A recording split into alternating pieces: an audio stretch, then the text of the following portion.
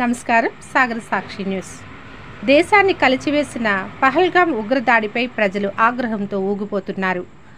అమాయక పర్యాటకులపై జరిగిన దారుణ ఘటనకు వ్యతిరేకంగా కాకినాడ జిల్లా కరప మండలం కరప గ్రామంలో బీజేపీ నేతలు, కార్యకర్తలు, స్థానికులు కలిసి గురువారం సాయంత్రం కొవ్వొత్తుల ర్యాలీ నిర్వహించారు.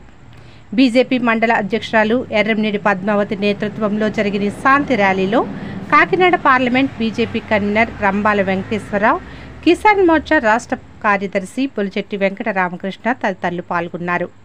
ఈ ర్యాలీ పంచాయతీ కార్యాలయం నుండి మార్కెట్ సెంటర్ వరకు సాగింది. ప్రజలు ఉగ్రవాదాన్ని ఖండిస్తూ గట్టిగా నినాదాలు చేశారు. ఉగ్రవాదానికి మద్దతు తెలిపే సంస్థలను వెంటనే రద్దు చేయాలని డిమాండ్ చేశారు. రంబాల వెంకటేశ్వరరావు మాట్లాడుతూ, ప్రధానమంత్రి నరేంద్ర మోడీ, హోంమంత్రి అమిత్ షా, రక్షణ మంత్రి రాజ్నాథ్ సింగ్ త్రివిధ దళాలతో అత్యున్నత స్థాయిలో